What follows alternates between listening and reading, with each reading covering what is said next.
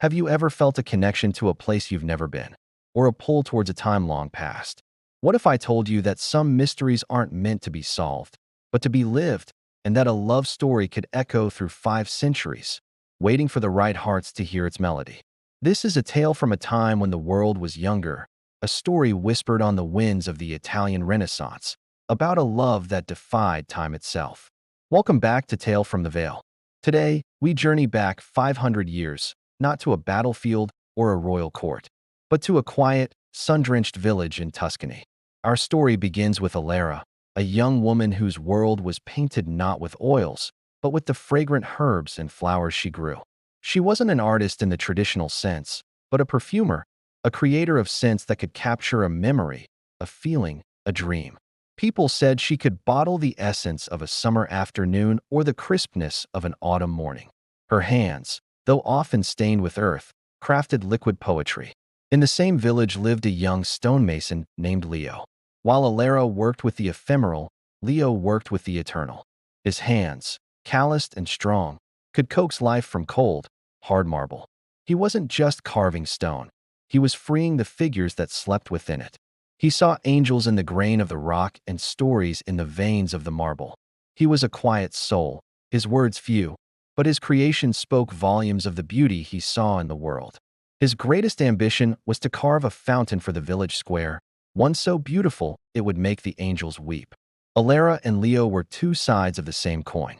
She captured moments that faded, and he immortalized them in stone. Their paths rarely crossed. She was found amidst the blossoms of her garden. He was lost in the dust of his workshop. But the universe has a funny way of weaving threads together. One day, a sudden summer storm, fierce and unexpected, swept through the village.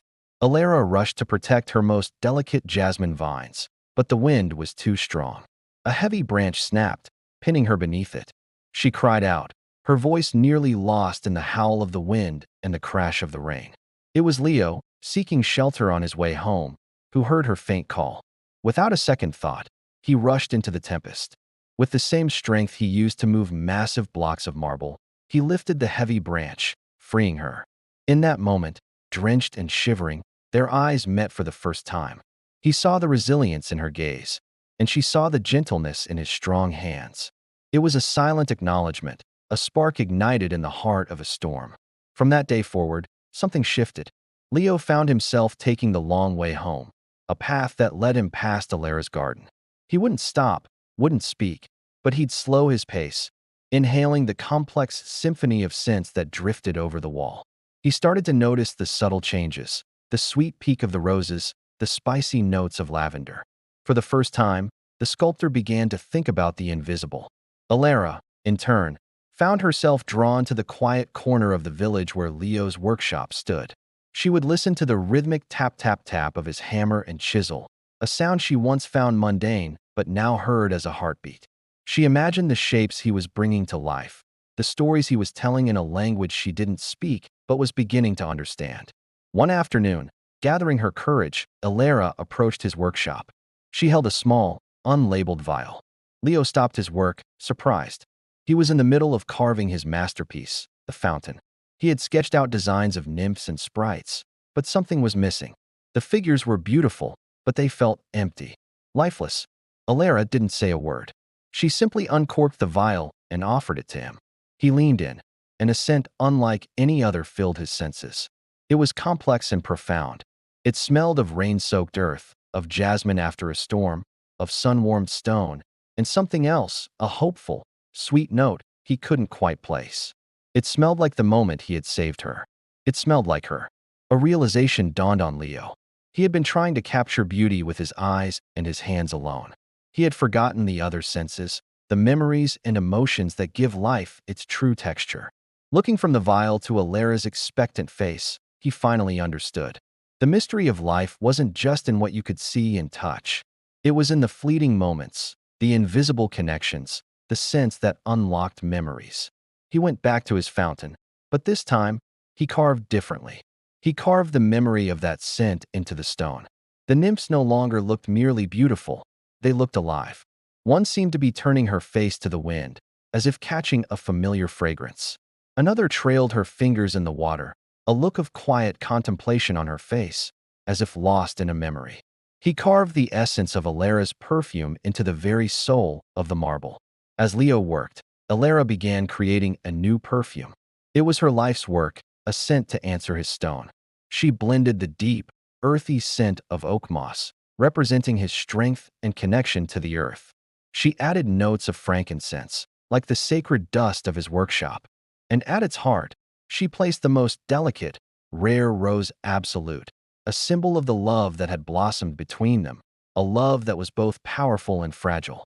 Their love story unfolded in this silent, creative conversation. His chisel and her vial spoke a language only they understood. The villagers saw a beautiful fountain taking shape and smelled lovely new perfumes from Alara's shop, but they didn't see the secret dialogue, the deep connection that fueled it all. The day the fountain was finished was a day of celebration. Water flowed for the first time over Leo's masterful carvings.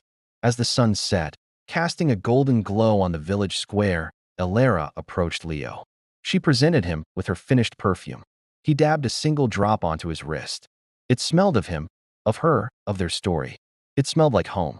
Their love was a quiet, profound masterpiece, much like their art. They lived out their days in that Tuscan village, their lives intertwined. Leo's fountain became the heart of the village, a testament to a love that gave stone a soul. And Alara's perfume?